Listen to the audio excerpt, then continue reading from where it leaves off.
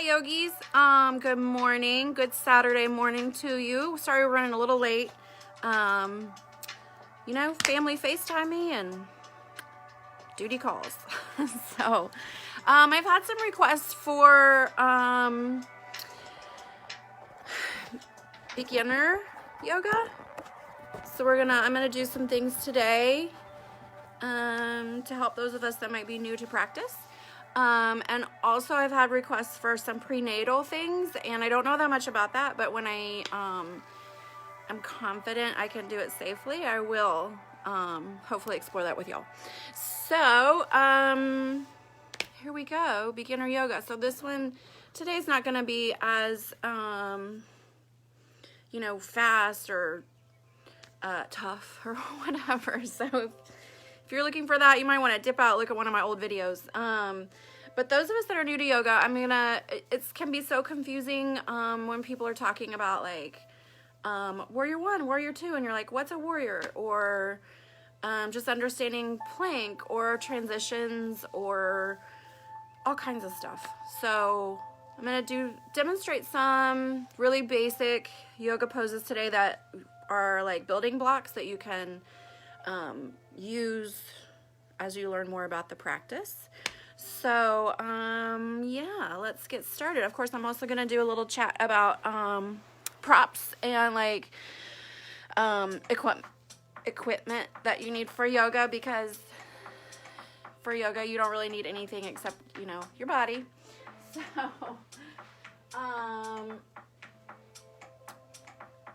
first things first. God, it's so dark in here today. 1 second.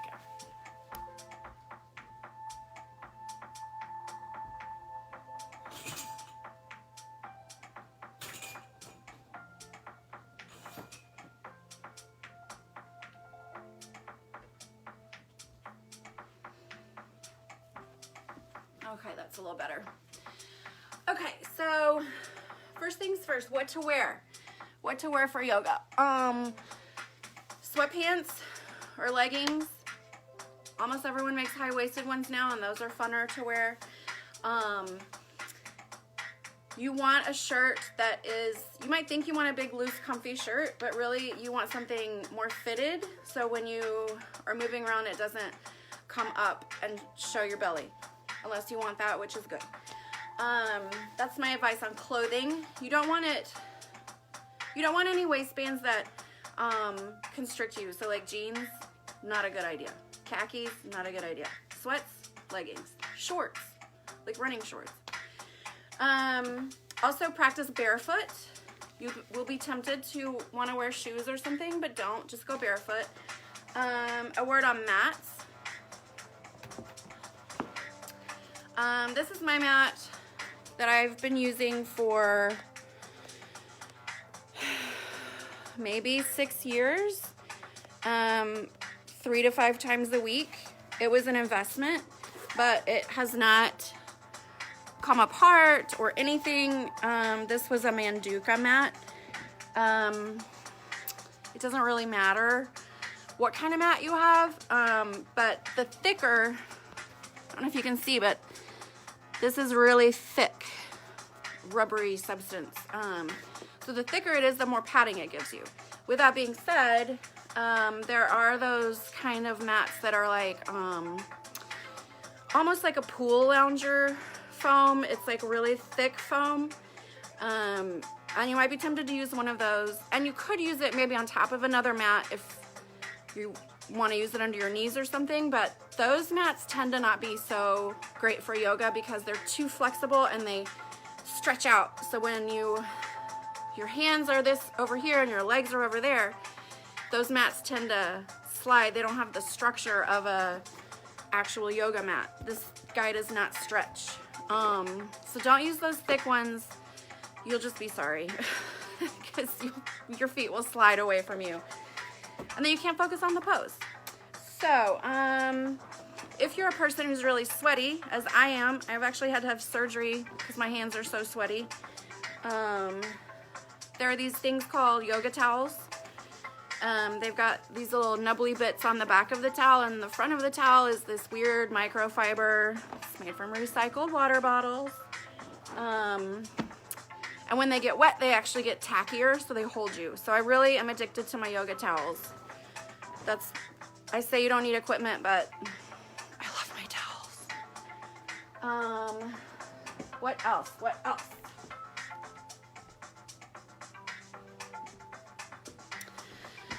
A lot of people talk about bolsters. This is my bolster. It's huge. It's from Yoga Mart USA. You can see it's well loved. It's kind of dirty. YogaMartUSA.com is actually based in Dallas, Texas. It's a lady there with a yoga studio. She does classes. They do meditation workshops, all kinds of stuff, and she actually makes her own props. So this guy is huge. I don't know if you can see, but it's a muslin fabric, and then on the inside, look, like raw cotton batting, just super overstuffed, really huge pillow. And this is a round one. I like my round one because you can have it round if you want, but when you put it on the ground, you can kind of mush it out, and then it's basically a rectangle. So bolsters are so great because you can sit on them. When I went to yoga training, we had to, they didn't have chairs for us. We were supposed to sit on the ground all the time, all day, when we were getting our theory classes and stuff. We were all like dying. Our hips were hurting so bad. And that's why we were supposed to bring a bolster, because if you're sitting on the bolster, it drops the knees. So if you're sitting flat, look how much higher your knees are. It puts a lot more on the hips. If you're sitting up on a bolster, that's a good 4 to 6 inches off the ground. It's a lot more comfortable. So bolsters can be used for seated poses. Let's say a yoga squat kind of situation. You can rest the tushy on that bolster. Bolsters are so great in resting poses. You can recline the body. Oh God, this feels good. I don't want to leave. So that's the idea behind a bolster. You can make a bolster by taking one pillowcase and sticking 2 bed pillows in it, so it's really hard. So you want it to be really dense. Or you could use like a sofa pillow, like a maybe rectangle shaped one or something. So that is an optional thing that people might like to have for yoga. Always I'm encouraging people to have a block. And yes, in these times, people keep saying, oh, if you're stuck at home and you don't know where to get a block, you could use like a dictionary or a big can of beans. And yes, you could, but if you're gonna use a book, I recommend that you tie something around it so the pages don't open while you're trying to balance on the book. That's happened to me before. Or maybe even duct tape it up. Or just maybe head out to Walmart, get on the internet, and maybe order you a block. These cork blocks are like 20 bucks for a good one. If you order a cheap one, the cork will start falling off, which is annoying. But it gets the job done for a while. And then foam blocks are always cheaper, and they're a lot softer. You can see how squishy this one is. So they're not as stable if you really want to balance on something.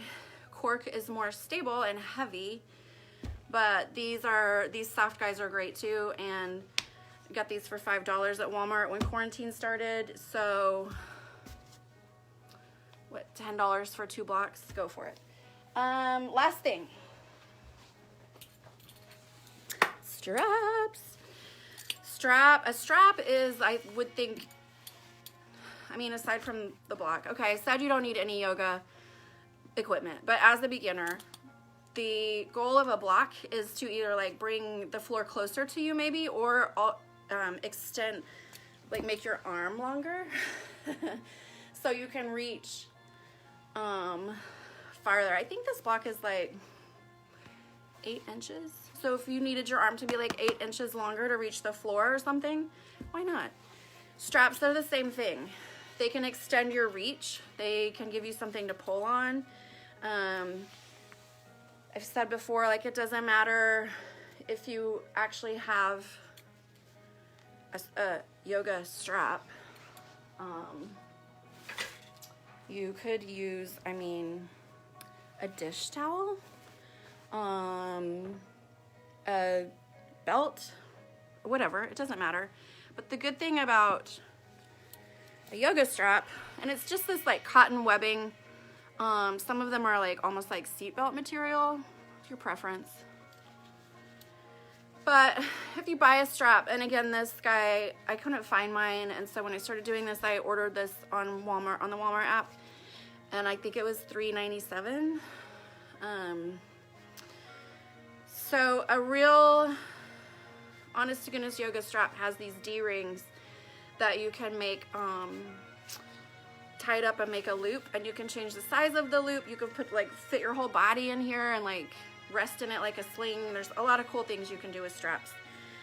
So this is my word on straps. Okay, now that it's been a good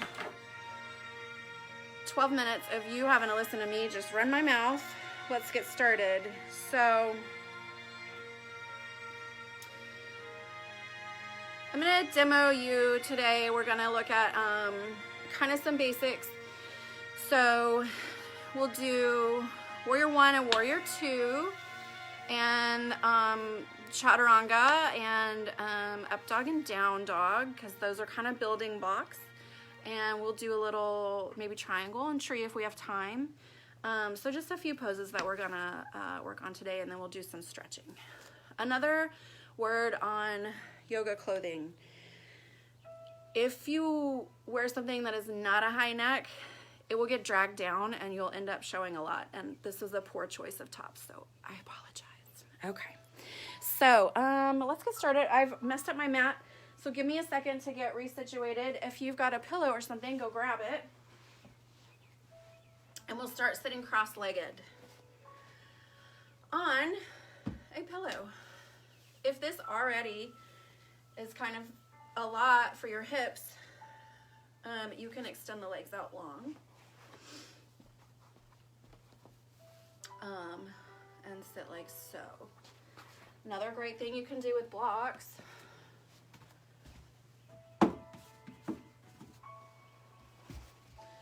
take 2 blocks,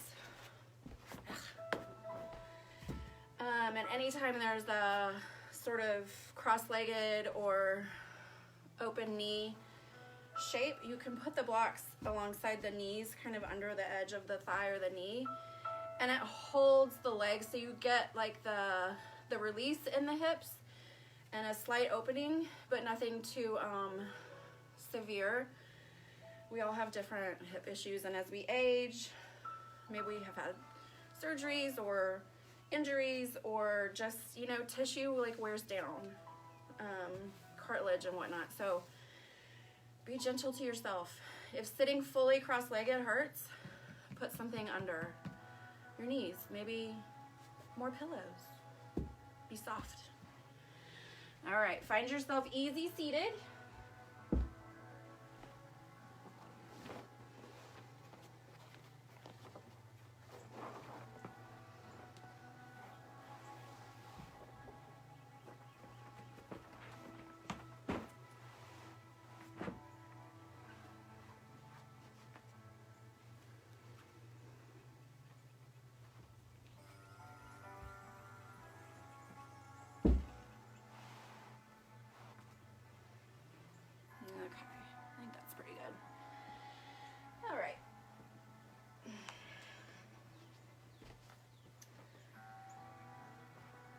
We're sitting on our block, our bolster, or you can always sit on a block too. Same difference.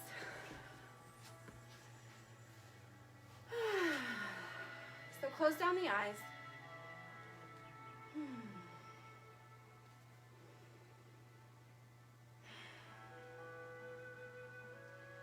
take a big breath in and feel yourself get tall through the crown. In yoga, we're always thinking about getting taller through the crown and lengthening our spine. And as you exhale, keep the head high, but let the shoulders lower. Hands on the knees.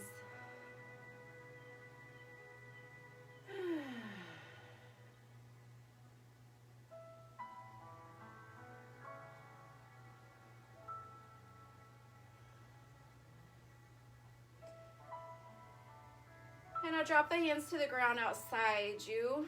You can open your eyes if you like. Reach your arms really big and wide. Stretch out the fingertips like jazz hands. Reach high overhead. Stretching, stretching. But you don't want to reach up and squeeze around the ears. Feel how that cuts off my voice and my breath. Keep your shoulders kind of low and loose. But the fingers are reaching high. Already feeling all the muscles in the back and the ribs. Tuck in the belly. Shoulders stacked over the hips. Awesome. And now grab the right wrist with the left arm and drag it overhead.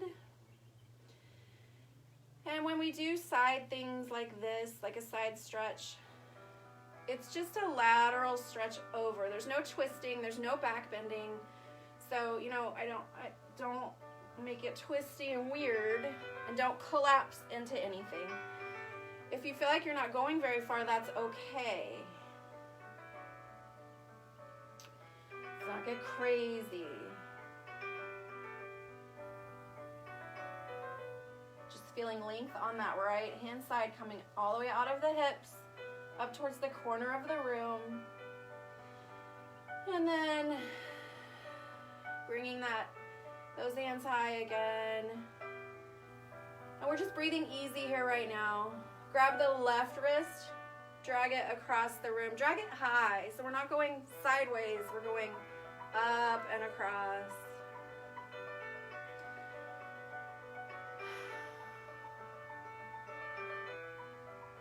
This is already a bit of a balance if you're sitting on a block.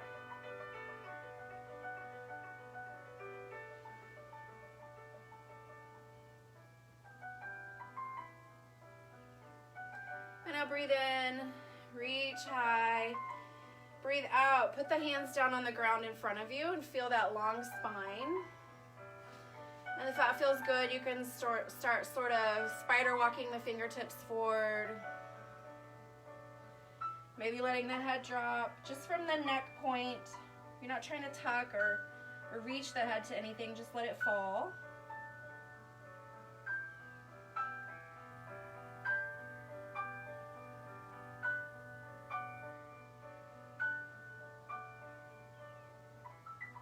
And then slowly rolling up. Sit up nice and tall. Feel like your spine maybe got a little longer, so we're sitting real tall. Inhale, reach those hands really high. This time we're gonna do a little twist. So your shoulders are gonna pivot over that right leg. And just gaze across at the corner of the room, maybe, where you are. And you can feel muscles along that left-hand side stabilizing you. You can feel these muscles in between the ribs on the right-hand side kind of contracting, crunching up. Try and sit up tall. Keep from getting too crunchy in those twists. If you like here, you can drop left hand to right knee. And that right hand can go behind you. Maybe you got a handy block back there. We don't want to strain ourselves. And here's another note for beginners. One kind of awkward thing about yoga is like sometimes our body parts get in the way. So like when I have my hand up and I put it to my knee, it's squishing my chest because I'm chesty. So sometimes you just have to like come at it from a different angle and move stuff out of the way. No shame.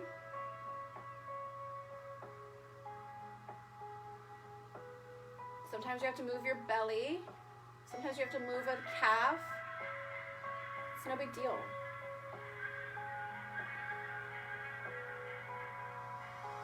All right, now inhale, bring those hands back to center. Notice the change from one side of the body to the other.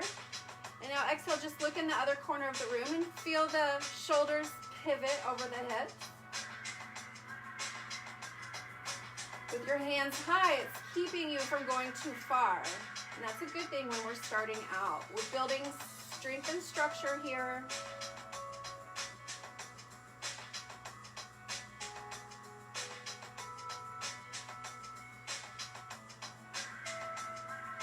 And if you want to, you can drop right hand to left knee.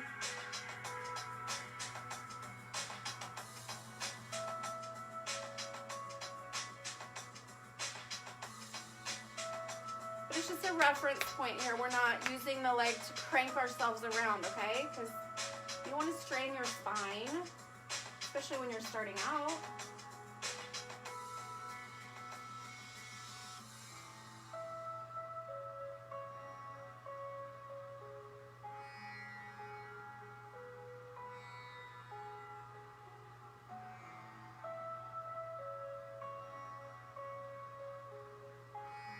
Now you can inhale those hands high. Do me a favor. Put the hands down to the ground behind you. Lift up the feet. They're crisscross applesauce maybe, or they're straight out in front of you. I forgot to tell you you can do that. Pick up the feet and crisscross the other way. So the opposite leg will be in front. We always have a certain way of doing things. You want to break it up a little bit. Break up those body patterns. All right, this time, reaching the hands wide. Extend the right hand overhead. Actually, this hand will come to the leg. And then just see if you can pat yourself on the back. Feeling that stretch in the tricep. Excuse me.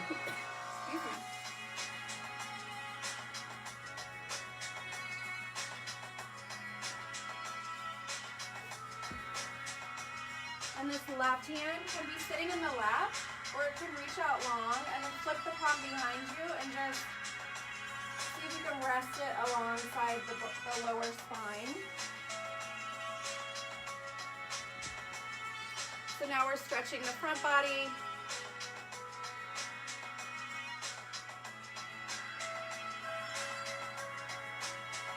And maybe gazing up towards the sky, letting the head rest on that right forearm.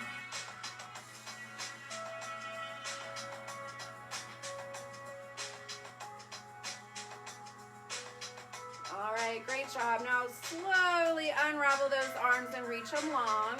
Letting the right hand come down to the ground. Letting the left hand go over. And again, we're just looking for this side stretch. We're not trying to get crazy. Maybe a block over here under our right hand.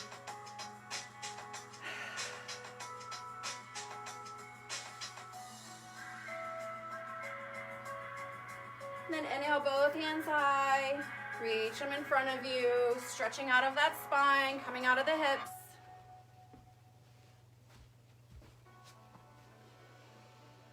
And then walking yourself back up. Inhale, the hands come high or out to a T. This time that left hand reaches up. Can you pat yourself on the back? Elbow pointing up to the sky. Maybe you're patting yourself on your shoulder. It's okay.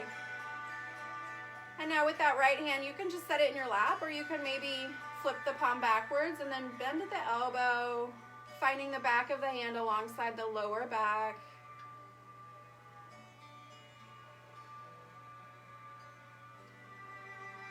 And as we're breathing here, we're feeling our lungs all across that front body inflating. It's kind of a bind here. A bind is where the arms are doing something that's holding you sort of in tension. So our arms behind our head are kind of binding us in this shape. Maybe gazing up a little bit, resting the back of the head and the forearm.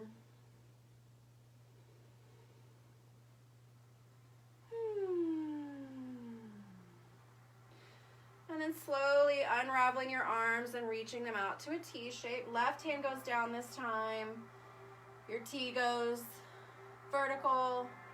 Maybe stretching that top arm a little longer.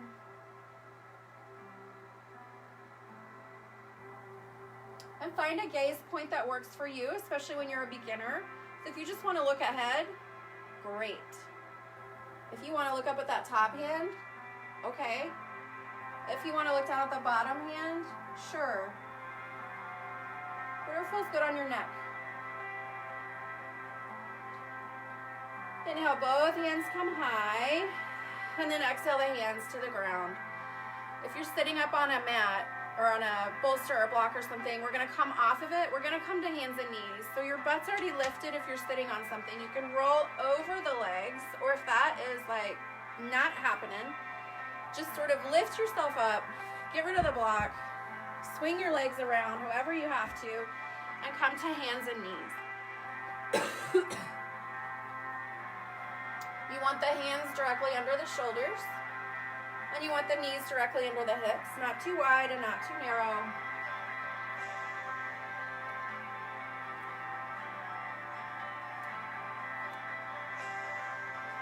So this is called tabletop, and you'll come to tabletop a lot, sort of transitioning between poses and things. So in our tabletops, we want our hands nice and wide, not these little, fish hands. And usually you want the eye of the elbow, which is right here. Like, look at it. It kind of looks like an eye. You want that facing forward. So the hands are like this, but the elbow is rotated forward like that. So that when you bend your arm, it bends backwards, not sideways. Does that make sense? So look at the eyes of your elbows. The elbows are the eyes of the arms. Okay? And feel your shoulders getting broad behind you, so you have this nice, strong foundation. Okay? All right, so a lot of times we start out yoga class doing cat-cow. So the cow, we say cat-cow, but cow usually comes first. So cow, it's like one of those skinny Indian cows out in a field with a sway back. So you drop the belly, the gaze goes forward, not up at the sky, that'll crunch your neck. So you're just looking forward, and you're squeezing shoulders and spine behind you. Everything on the back contracts, and you tip your tailbone up, like if you had a tail and you wanted to wave it around. And that's on the breath in. So breath in inflates that front body, and then when you breathe out, you deflate the lungs and the belly, and all of that tucks in underneath you, and the spine lifts up. So it's like a reverse curve. So this is the cat, like a Halloween cat, like, right? And the tail tucks under like a little shrimp. All right, so you can feel the difference in the front body and the back body there. So breathe in and drop the belly. Gaze forward, squeeze shoulders behind. Exhale and reverse. Tuck lungs and belly underneath. And keep going with this.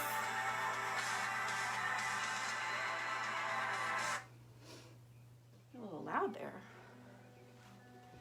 Moving at your own pace. Vinyasa yoga is the kind of yoga that I mostly teach, and it's very breath focused. So the goal is like every move has a breath. I get sloppy a lot, but it's a good sort of overarching ideal, a goal.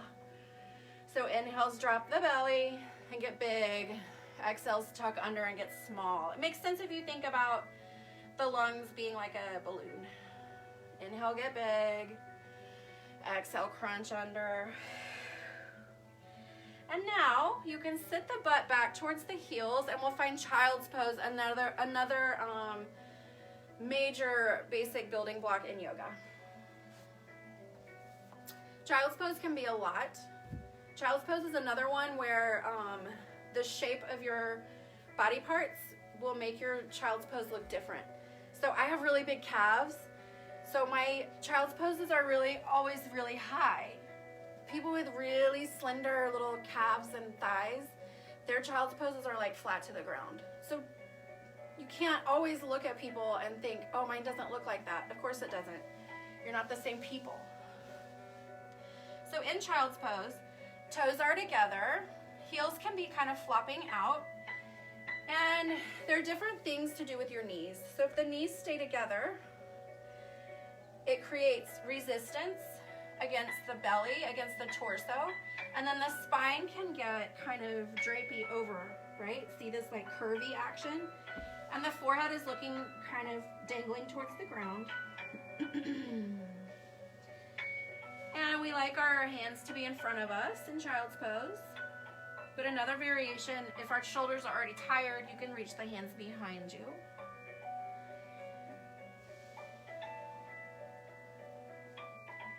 So this is basically child's pose. If you're in that close knee child's pose, sit up and send the knees wide, toes still pointing together kind of, and then lower yourself down and feel the difference. There's now no resistance from your thighs, so the belly and the torso can go lower to the ground.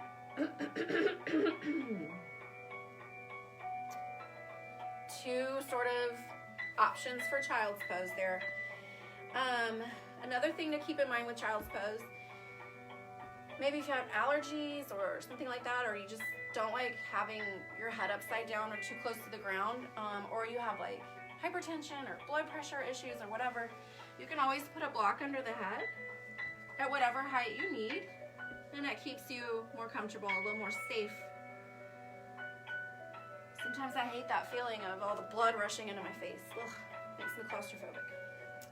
Another spot where you can put a block kind of under your, it's like you're riding a horse. So it puts a little support there for the hips.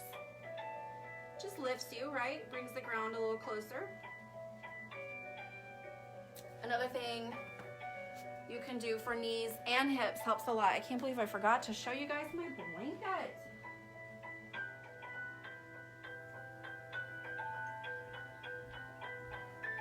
Another great thing to have as a beginner or any kind of yogi is a kind of a big thick blanket. Yogis love their Mexican blankets. They're cheap and easy to wash. You can also use like a beach towel. It doesn't really matter. So if you've got cranky knees or cranky hips, you can put a blanket here in between, and it kind of creates more space for the knees and the hips. So try that, see how that feels.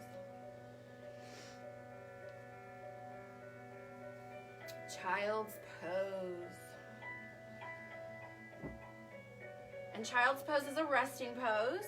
It's a great substitution for down dog, which we'll learn in a second. But anytime you're tired in class and you need a break, but you don't want to like leave, you just take a child's pose and just honor that rest, honor your body, and no one will give you a second look. Everybody loves the child's pose. All right, here we are in child's. I'm gonna show you what down dog is. In yoga, we love our dogs. We got down dog, up dog, bird dog, three-legged dog, peeing dog.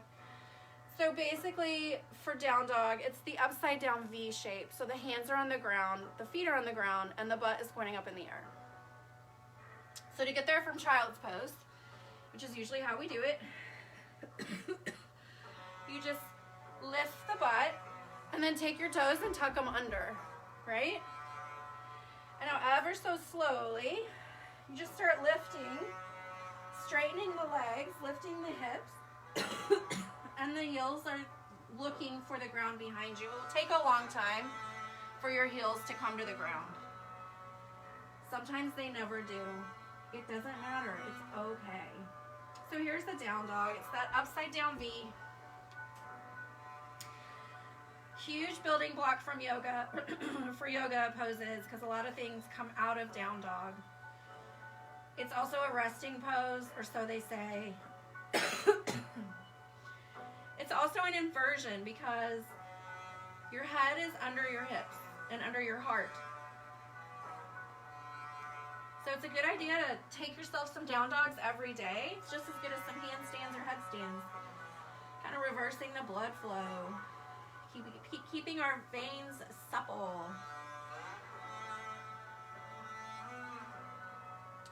And you want to have a little bend in the knees, maybe a big bend in the knees when you're starting out, right? And your head is hanging heavy. You don't have to look at anything. Just let it hang. Come down to the knees.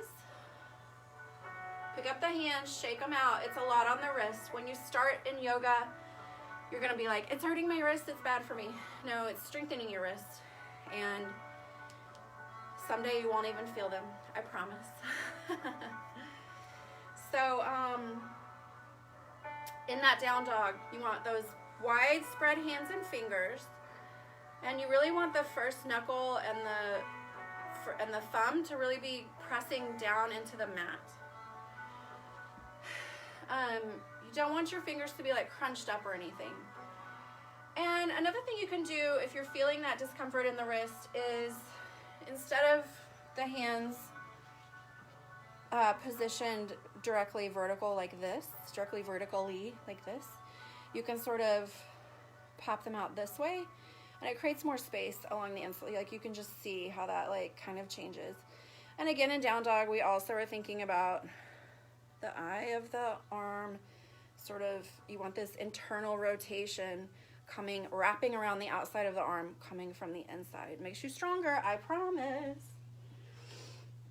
So everybody tuck your toes and try another down dog. Change the direction of the thumbs a little bit. See if that feels better to you. And see my elbows? They're not pointing back like this. They're coming in. Even if they're not pointing straight forward, they're pointing in and around. See that? Awesome job. Okay, now from this down dog, listen up. We're gonna go to a plank, which is the top of the push-up, the dreaded plank. So all you do to transition to a plank is start straightening out your body and rolling forward over your toes. And the shoulders line up over the wrists, and there you are. Maybe you have to scoot your toes back a little bit. Eyes of the arms rotating in. Everyone in this plank, drop your knees. And instead of a straight line from the shoulders or the top of the head to the heels, now the straight line goes to the knees.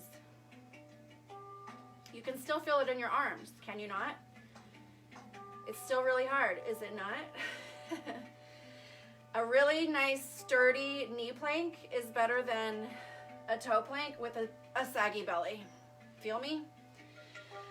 All right, so wherever you are on a plank, you can send the hips back towards the heels, and you're right back there in that child's pose. See how this all works out?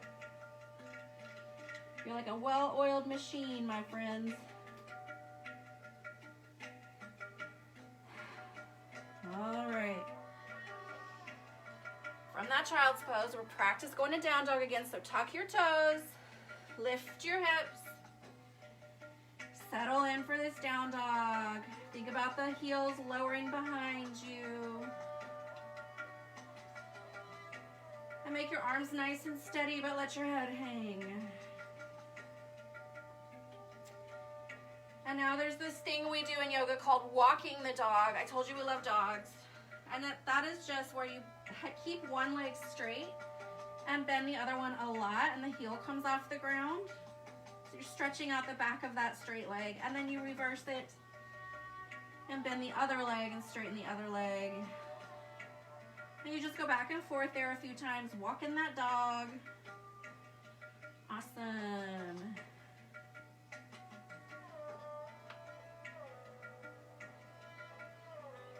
And now we're gonna come to a plank. You can come to a plank or tabletop. Actually, no, let's do tabletop. So to get from down dog to tabletop, it's real easy. You just lift up on your toes, lift the heels, and then lower the knees to the ground. And boom, table. All right, so you can hang out here in tabletop, or you can sit back on your knees and just watch for a second. So we've come from down dog, and we've walked our dog. And then the other, one of the next dogs we're gonna learn is the up dog. So up dog looks like this. It's the same arms as we already have been talking about, with the eye of the arms facing forward. And we're really tall here. We have a little baby bend in the arms. We don't want to lock it out, right? I don't know if you can see. Some of y'all are like super hypermobile, those like double jointed people. So when our arms are locked out, they're like, I don't know if you can see, but see how straight it is and how rigid? It's not very, it's putting a lot of strain on the joints when you're moving around, when you're moving your body around. So you want to keep like a little tiny bend in it, keeps it more flexible and protects you. And it makes your muscles work harder, which is a better workout. Think of it that way.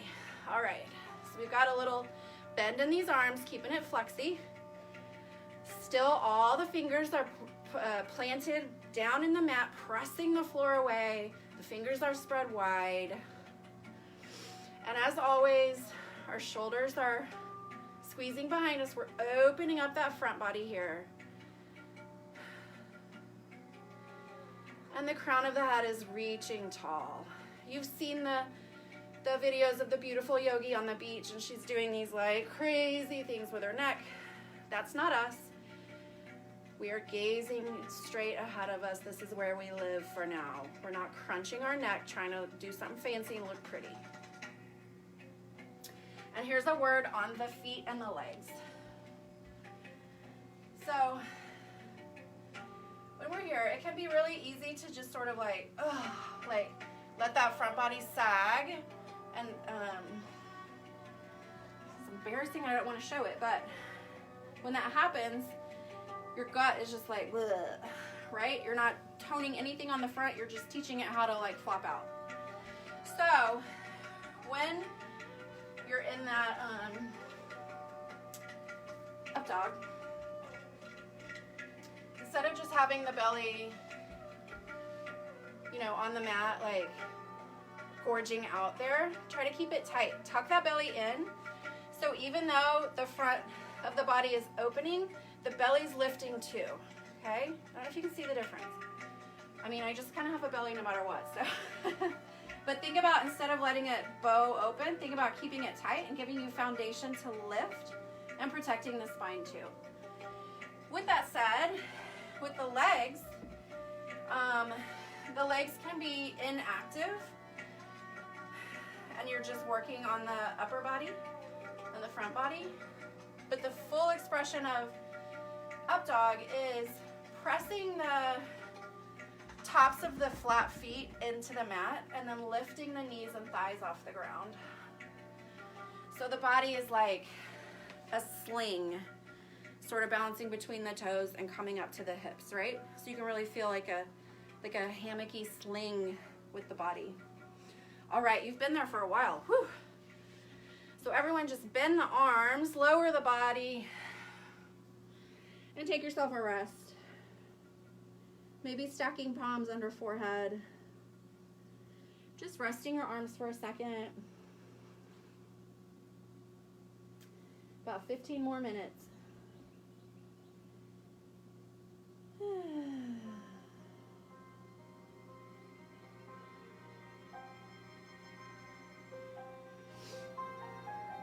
Okay.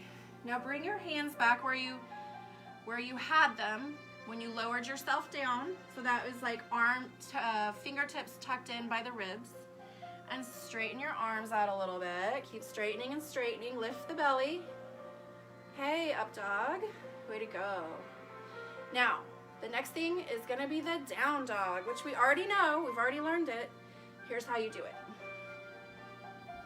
When you're a beginner, you're going to want to just take your toes. They're flat on the mat right now, the feet. And you're going to tuck. Lift up the feet and tuck the toes under. And then you just start lifting that butt up to that V shape. Heels come down behind you. Head falls. Easy, easy. Later, you'll develop the flexibility in the feet to roll over the toes there. But when you're beginning, just tuck the toes. Lift the butt. Down dog. Awesome. From this down dog, bend your inhale, come up high to the tippy toes, and then bend your knees a whole lot. And then make little bitty baby steps up to the front of the mat until you get the feet up behind the hands. forward fold. You're just standing here in your forward fold. And you want a pretty good bend in the knees here. If you're always forward folding with straight legs, you're overextending the back part of the legs. You're stretching too much into these hamstrings and this really deep connection into the glutes. And that's how a lot of people get that really flat yoga butt. I mean, there's nothing wrong with being trim, but that flat butt also means you don't have a lot of muscle and tissue connection. So you want to keep a good bend here, and it doesn't blow anything out, and it keeps everything nice and engaged. So play with that. Bend the knees.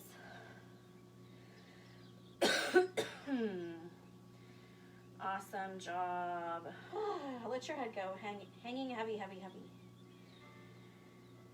And here's another great spot for a block. You can put a block sort of here.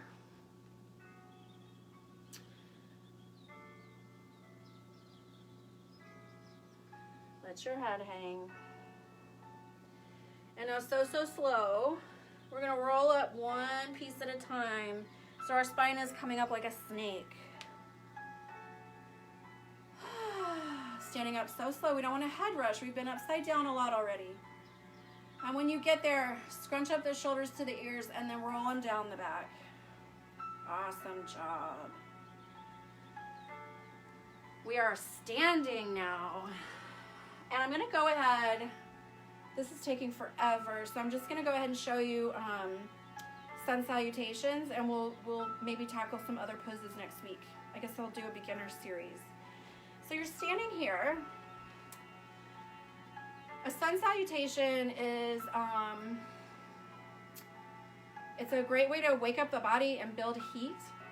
And it basically is a stand and a fold and then a come back up. And there are different things that you can add on in between, but here's the basic.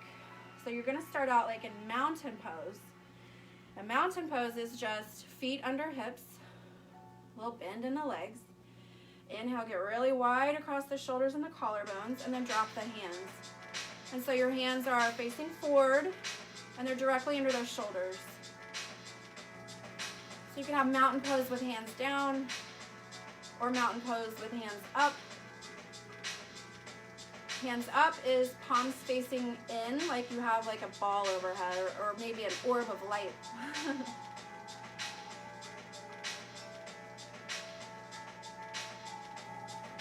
So that is mountain pose. Everybody bring your hands to your heart, palms together. Still with those wide shoulders. And we'll get started with a salutation. So we're gonna inhale, come to that high-handed mountain pose. Hands come high. And every exhale you get small, right? So fold.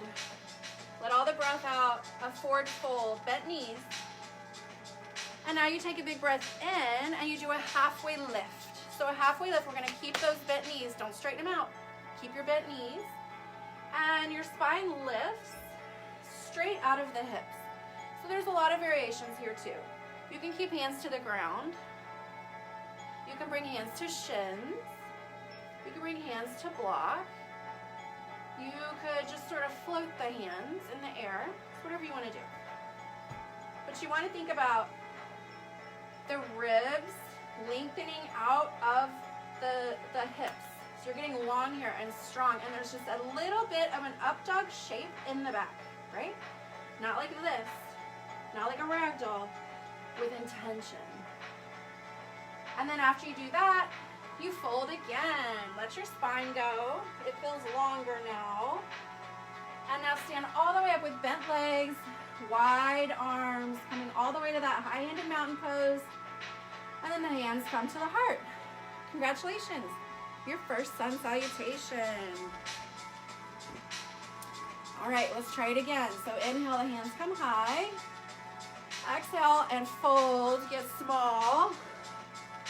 Inhale, big, halfway lift. Exhale, fold. Inhale takes you all the way up. And exhale, the hands come down to the heart.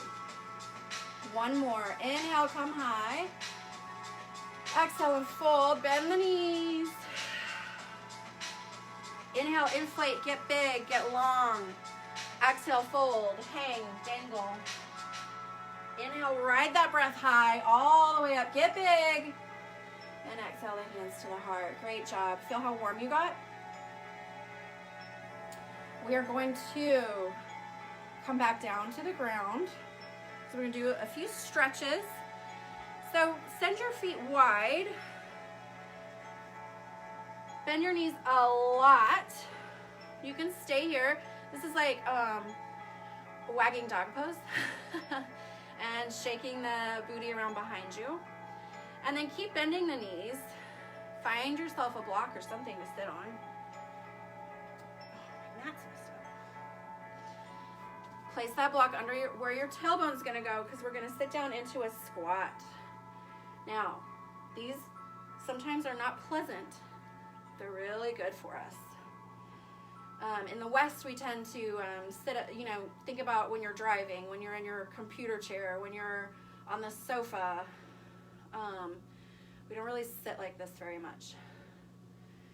But in more indigenous cultures, people cook like this, they go to the bathroom like this, they sit around in groups and talk like this, and they have a lot healthier hips and joints. So, maybe we're sitting on something.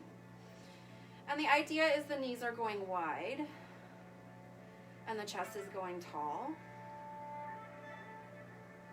So everybody inhale. If you don't have a block, you're really sitting low. You can try that. Everybody inhale, lift those hands, and then exhale, bring your hands to your heart. Yep. And that puts your elbows sort of over here in line with the knees. And you can think about the elbows opening those knees out. And we're sitting up really tall. Promise we won't be here too long, but it wouldn't hurt you to do this for a few minutes every day, or maybe at different times of the day.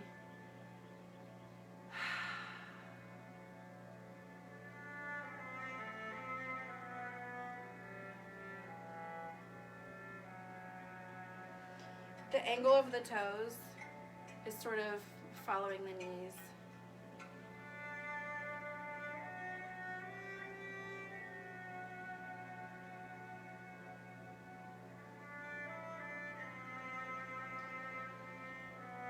And now you can let the spine go out behind you. Bring the hands to the ground. Straighten your legs out. A little wide-legged forward fold here. Wiggle your hips side to side.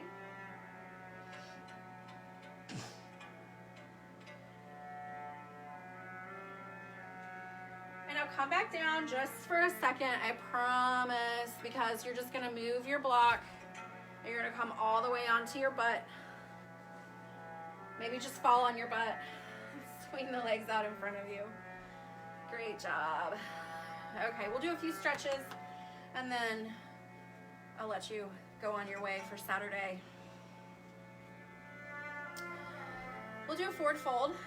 So I'm gonna have you inhale, sit up tall, and scooch around and move the meat away. The muscle, as one of my students likes to say. So you can really feel like your butt bones are really plugged into the ground. You're sitting up tall, your shoulders are stacked over the hips. And this could be a lot, right? Especially if we're new. Just having our legs out in front of us like this and the body in an L like this is a lot.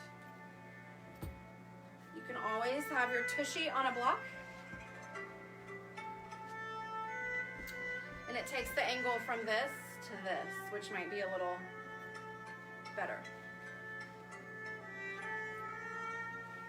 Great spot for a strap here.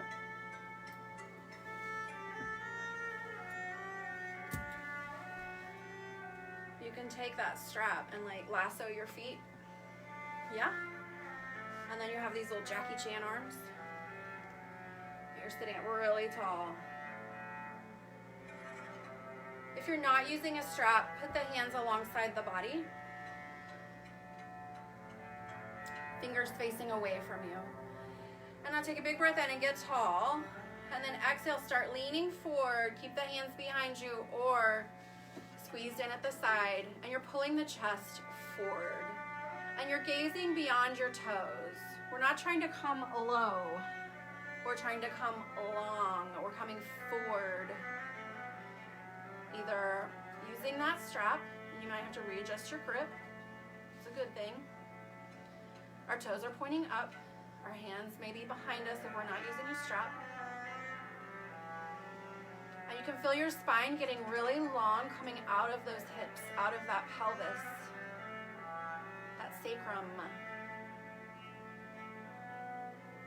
And when you've gone as far as you want, when your torso is as long as you think it can get, you can drop what you have, you can reach the arms around, and maybe the hands are alongside the body.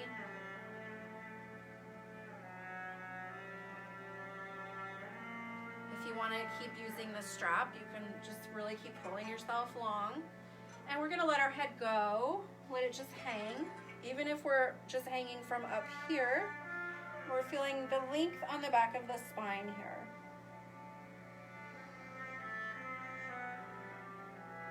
Keep those toes active, keep a little bend in the legs.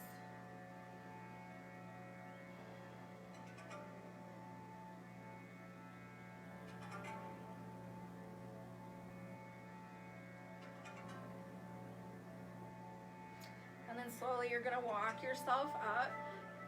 Put your hands behind you, drag your heels in tight. And come off your block. Scoot the butt forward. You're gonna come down on the back, and I like to grab the front of my knees and roll out my spine like a roly-poly bug. Keep the knees sort of into the chest. And if we have a little extra belly flesh, just make your knees go wide, right? Give yourself space. You can also use a strap here. Now you're rocking a little bit side to side. It kind of massages out the spine. And now a word here on twist. So we love to twist in yoga. It's really good for your inner organs. It's good for your spine. It's good for your core muscles, all kinds of things. But a lot of times we can get too twisty and sort of like take things out of proportion. So I like to make sure I keep a gentle twist. So one way I might do that, and when I say twist, I just mean the legs will go one way and the arms will go wide, and you're gonna look away from your feet, okay? So there's lots of different shapes that can take. You can just like lift the knees like so, like make a little box with your legs, and then just slowly letting the hips stack up. Those legs fall over to the side. But even that can be very cranky right here. I mean, I'm not loving it right now, I'll be honest. So I'm gonna slowly come back through center, rock my spine out a little. If I take a figure 4 leg, which is one foot crossed over the knee, and I let that fall over, oh, that's a lot gentler. Do you see how my hips aren't quite so stacked here? So find something that works for you. This is still a good twist. Arms are wide. If your legs are off to the left, you're gazing off to the right, past your fingertips.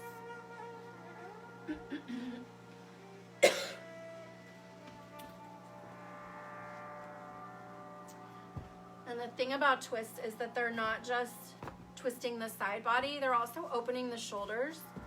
So if we've got like tight shoulders or maybe a previous injury or something like that, this is a great spot for a block or a blanket or something. If you rest the arm, here I am in my normal twist, right? This is a big wide shoulder. But if I put this block here, it lifts my arm, and this is a lot more accessible, a lot more gentle shoulder opener. You see that? And this is so relaxing. I could hang out here for 15 minutes.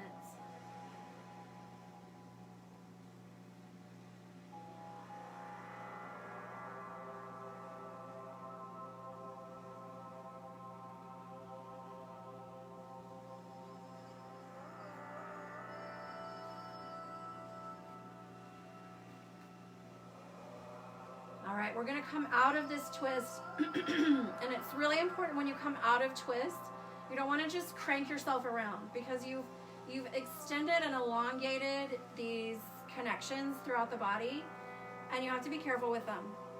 So you wanna slowly start rolling back through center. Feel the sacrum come flat. If your legs are raveled up, unravel them. And we don't wanna go directly into that other twist, because what did I just say? We've stretched out this one side. It needs to like come back to us a little bit, right? Because you feel a little wonky. Your hips are a little bit off kilter here. You can't start from here for the other twist. So we always try to do something in between twists to neutralize. So a good one is a bridge pose. So that is the feet planting in front of the hips or the booty, hips width apart, and the knees stay tracking directly forward, and the hands come alongside the body, and this is just going to be a gentle bridge. So we just lift the hips, and we feel that spine sort of track back underneath us, erasing that twist, evening out. And our belly is just kind of hanging into our body. And your hips might just be a little bit off, like a few inches off the ground, and that's fine. We're gonna slowly roll the spine down one piece at a time and see if you can't get that sacrum farther away from where you picked it up off the mat, where you started your twist, yeah? Windshield wiper the knees back and forth a couple times. And now extend the arms wide like a T shape, or maybe a cactus. And finding a twist on the other side. So if you just stacked up your knees and hips, do that, or maybe this figure 4 shape, letting the legs slowly fall over. Maybe finding a block under that opposite arm. Gazing towards gazing away from the direction your feet are.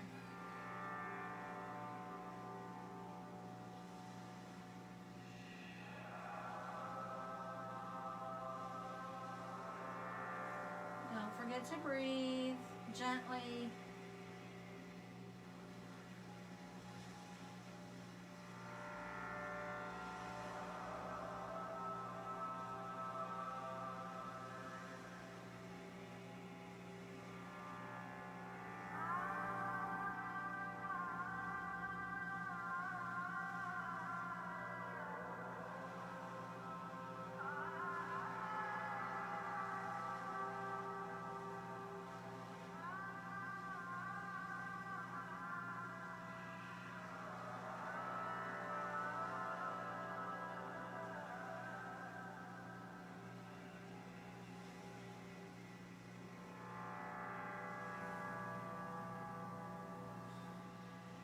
Waking yourself up, slowly, slowly, letting those hips roll in through the center, sacrum coming flat to the ground, unraveling the legs,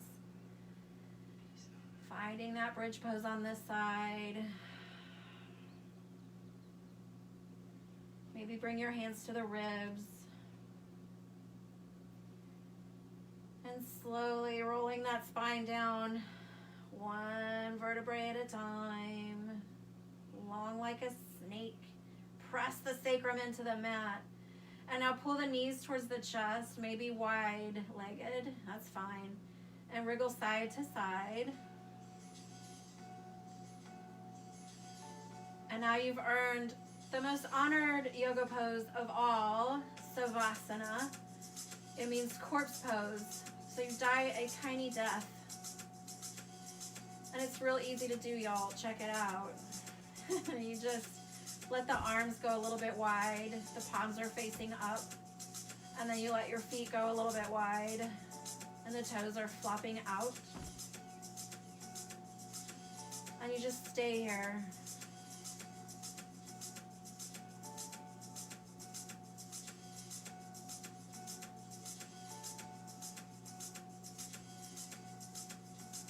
Let all your thoughts drift away.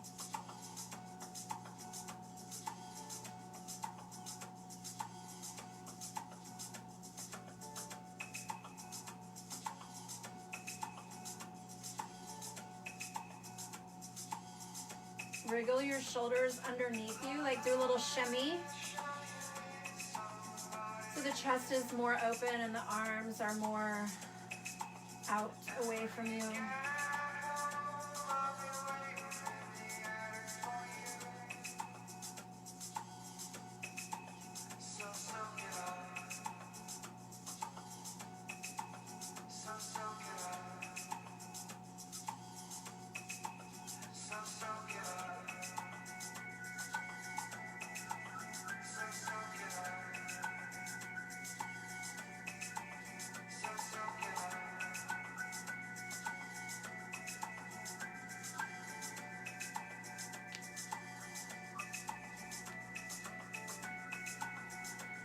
You can stay here for another hour if you want.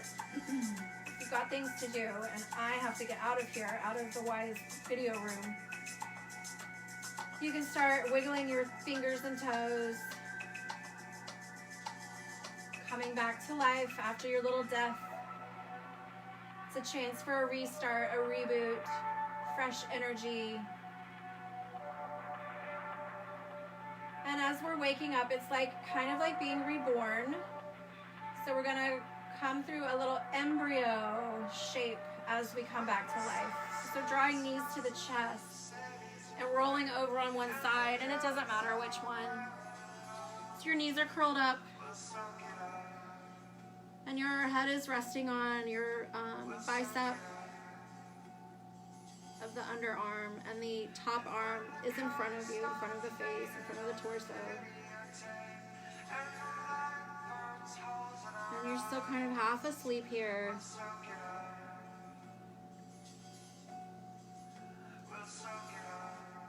And now you're gonna very slowly sit up to an easy seating position. So using that hand in front of you, press into the mat. So you're lifting yourself up. We're not rolling up. We're not jerking awake. You gotta be so careful when you're getting born. And maybe you're sitting cross-legged or on your knees or just with your legs out in front of you. And hopefully you have a new outlook on the world, a new way to start taking this yoga out off the mat into the world. Live the yoga. So inhale and bring those hands wide. Gather up all these good vibes, this good energy that you've created, the bravery to try something new. Bring the hands to the heart. And at the end of class, we like to say to each other, namaste, which has a lot of different interpretations, but basically it means I see and acknowledge the light in you, and we all say it to each other. So it's like an exchange of love and acceptance. So we say to each other, namaste, and we do a little bow. And then you're done. You took your first yoga class. Great job. That was kind of fun. So I hopefully will be doing maybe some more of these beginner series. So let me know. You can write in the comments if there's any questions you have or anything that you want to know, or like, how do we do that one crazy yoga pose? And I'll see if we can get you into it. All right. Thanks, guys. See you later. Namaste.